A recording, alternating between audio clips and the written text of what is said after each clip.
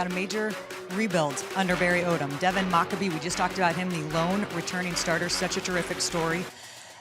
And to jumpstart the process, he went to the portal and got 54 new faces, the most of any team in the country. We are thrilled to have the new man in charge, Barry Odom, joining us here on set along with Yogi and Gerry. Coach, great to meet you. Welcome to the Big Ten. Welcome back to a city you know very well. I'm sure you're the only coach that didn't really need a restaurant recommendation last night. Yeah.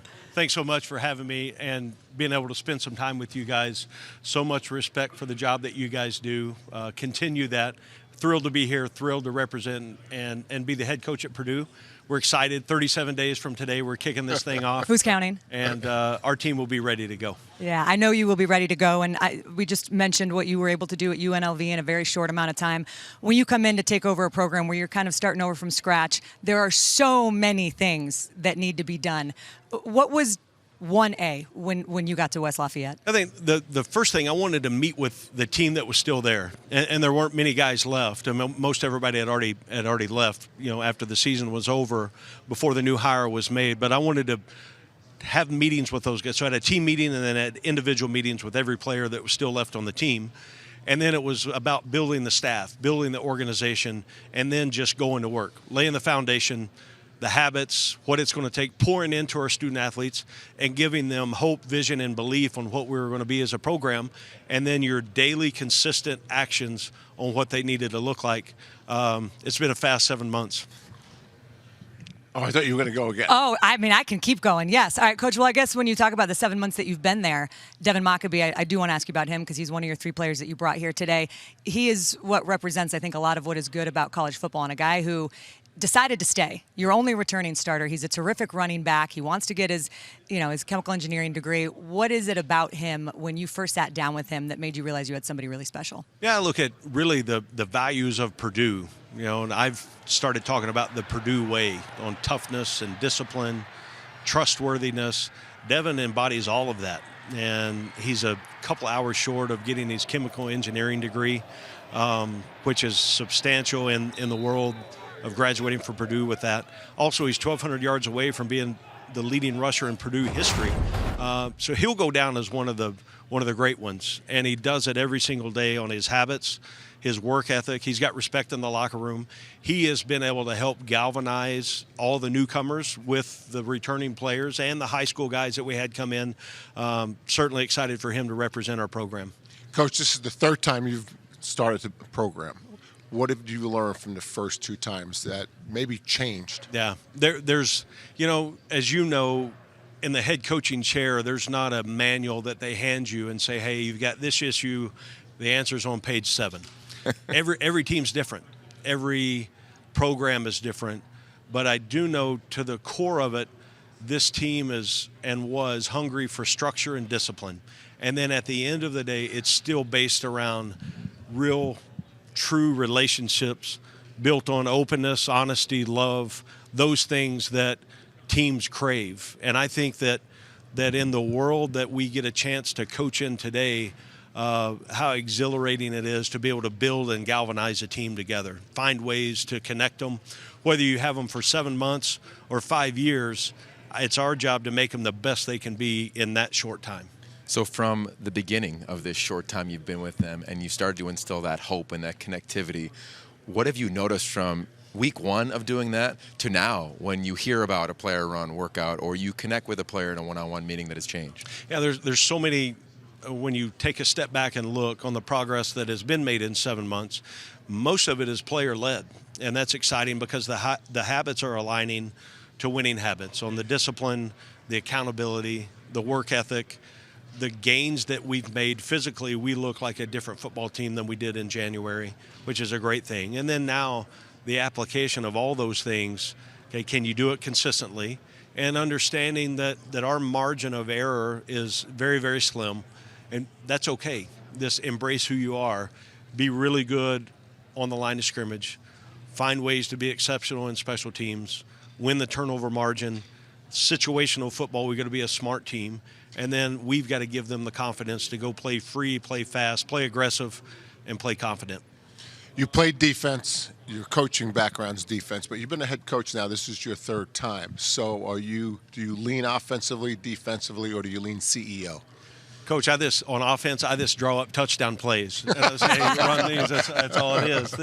But I need to know. I'm always going to lean more defensively. That's my background. I'm fortunate because we've got a great staff, and I've got great trust in our coordinators, actively involved in coaching special teams. I'm going to sit in most of the defensive meetings, and then offensively, I want to be able to provide some help, some way, somehow. Okay, what do I look at it through a defensive lens? I want to be able to have the conversations on game days, on 3rd and 4. Hey, we've got 2 downs here. What are we thinking? Right. So we've all got to be on the same page. And then, fortunately, again, we've got a great staff. So in the role of rev share with our general manager, in the recruiting department and personnel and sports medicine, academic resources, and those staffs, it takes all of us to get that done. First time we went there, Ash and I, Coach, you've been there a bunch, we were blown away with the facilities. Yeah. It was like, oh my gosh, you referenced the 50-plus new faces. What has it been like when you've gotten people on campus as you rebuilt this roster and them saying, whoa, didn't necessarily know this was what was right here? Yeah, Purdue is not going to take a backseat to anyone in any way. You look at degree program, you look at facilities, you look at opportunities and support, networking, and then you get on campus and at 58,000 students, a beautiful setting. Ross-Ade Stadium is going to be sold out. They're hungry for a winning football team. I'm excited to provide the opportunity for us to go play in that stadium. I was going to mention that not only the facilities, but the support a struggling team was having. The support in West Lafayette was incredible during the season. Yeah, it's there. They struggled last year. 3 years ago, they were in the Big Ten championship. Yeah. So it's not that long ago that they were having great success. And you look at, through the test of time, that passion, that energy, the fan base, the Boilermakers across the country are really hungry for an exciting 2025. Can I ask you to compare the SEC play and the Big Ten play? I haven't played a game yet in the Big Ten. Good question, Coach. Get back to me in December. It's well-trained media response, too. Exactly. You can compare 8 versus 9 conference games if you want. We all should play the same. There we go. There we go. Another great answer. As a head coach, there's a lot of different hats that you wear, especially nowadays. And to be able to do something for the first time, from what I understand, in spring practice, you were able to award a scholarship. I believe we have the video of Ethan Trent. Tell me about that moment, how it came to be, and what comes up as you watch this. Yeah, we've had, over the course of this is year 26 for me in coaching, we've always had a chance to award walk-ons a scholarship. I've just never done it publicly. Ethan Trent in our program, from the day I got the job, he came in my office and had a meeting, and he looked me straight in the eye, and he said, I'm going to give you everything I have. All I want is to be coached, and I want an opportunity. And I said, that's what we're going to do. And we just went to work. And every single day he has proven it.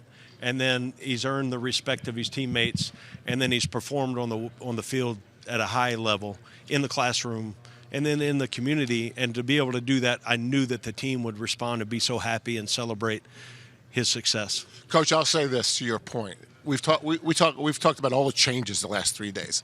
Things like that has not changed. Yeah. And that's why it's still a great game. It is. And I think, there has been a lot of change. Probably more change in the last 2 years than the last 25 combined. But to the core of it, I don't know how much players have changed. Absolutely. They still want to go practice. You give them structure and the way to go do it. And it's the greatest opportunity in the sport world we have today. Okay, so let's talk about a couple players in the quarterback room. This league, I believe, is the deepest it's ever been at that position. You've got a competition there. What must one of these young men do to win the job? Yeah, I think you look at the quarterback position, and it's the most important position in all of sport. I believe that. And the best teams I've ever been a part of, they've all had a very efficient, really good player at that position. Now, we can't just put so much on them that it's just up to the quarterback. The surrounding cast has got to be really good too. We got to protect them up front. We got to be able to run the ball. And then we're going to design a number of quarterback run game and elements, because the skill set that we have in that room allows us to be able to do that. So the sooner that we can name a starter will probably be better for us, but I am not going to rush because of the calendar and say this is our guy. They're going to go earn it, and they will. We had great competition through spring ball. We had another addition after spring practice to the room. They've had a wonderful spring or summer camp, and now we'll get into fall camp and see where it goes. And one of those guys in the quarterback room you do know very well. I've known him since birth. You've known him for as long as you could know a person, your son Garrett. Yeah. And I would, Coach, love to just get to know your family a little bit. I know you have an older son who's still at UNLV and a 9-year-old daughter. Yeah.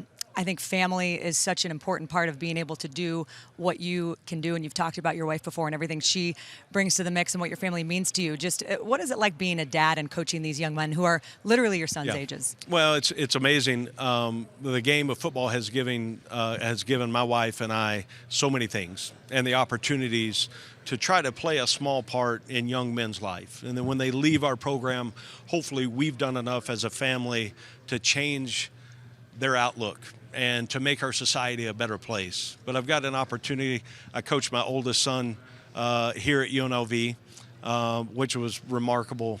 I can't even put into words how fun it was. I never coached them as when they were younger in Pee Wee ball because I always made an excuse that I was too busy. And then now to have the chance to do that now with both sons, it's something that I will carry with me forever. Have you found a home yet? We have. Really? Yeah, we've got a great spot, and it's close to the office. It'll be good for entertaining and hosting in the way that you need to. The Lafayette area, the greater Lafayette area, has been unbelievably warm and welcome and supportive of our family. We've always believed, wherever your feet are, be there. And just like we did here and the places before, invest in the community. They will give you everything back. That's great. Jerry's trying to get an invite if you didn't notice. It's not very subtle. Hey, yeah.